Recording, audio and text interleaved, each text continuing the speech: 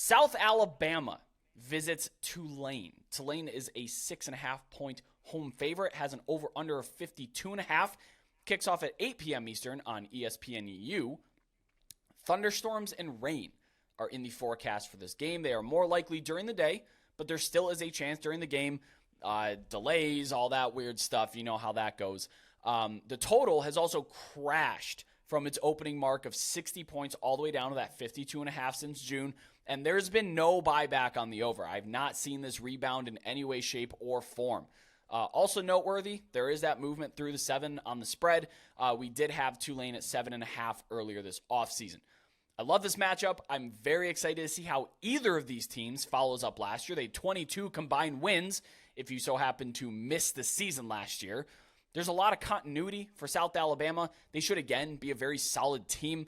They also have a very, very good special teams unit. That comes in handy, especially when you're dealing with one-score games like this one is projected to be on the road. Less continuity for Tulane, but they still return Michael Pratt and pretty much everyone up front on both offense and defense.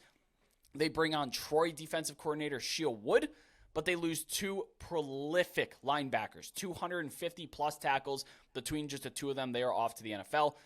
This is the thing that's most exciting me, though. We've been talking about strength versus strength this entire podcast. This is the number 1 projected offensive line in the American versus the number 1 defensive line in the Sun Belt. Bring it on. Let's go.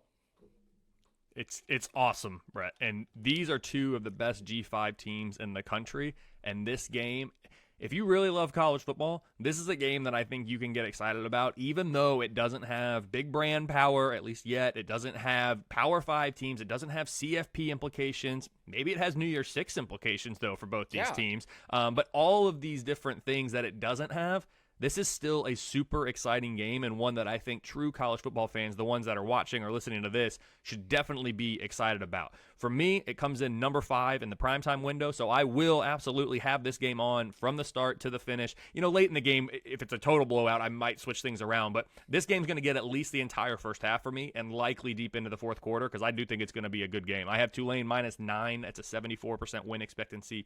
Tulane is power rated number 44, best in the G5 for me, while South Alabama is power rated number 69. It's a very close matchup. You talked about this between that number 63 Tulane defense and the number 67 South Alabama offense. The difference, though, Tulane's number 31 offense, South Alabama's number 56 defense. Those are overall. Those aren't, offensive line or defensive line unit rankings. That's the units as a whole. And this game is in New Orleans. I think that makes a difference in this game too. Scheduling note here, because I like talking about what's the look ahead, and as we get going into the season, we'll take a quick look back. What kind of run are they on? What kind of travel have they had? Are they coming off a bye? All those things. In week 1, that doesn't really play in looking backwards, but looking forward here, next week, Tulane welcomes a top 20 Power 5 Ole Miss to New Orleans. It's the only game all year that I project the Green Wave to be underdogs. So I don't say that to suggest that Tulane's going to be looking ahead at that one, because I think South Alabama is that good. They're one of the favorites in the Sun Belt, especially the Sun Belt West for me, and I think Tulane's going to know that, but they do need to be careful. They need to make sure that they're focused on the Jags, not the Rebels, because if they are, South Alabama could definitely come in here and steal this game. Bottom line, I have Tulane -9 at home. It's a 74% win expectancy for the Green Wave, and these are 2 of the best G5 teams in the country this year. Now, I'm not going to say I'm going to downplay the home field advantage, but I don't know what kind of effect it's really going to have. Mobile is 2 hours due east of New Orleans on Interstate 10. Again, we're staying on Interstate 10 again.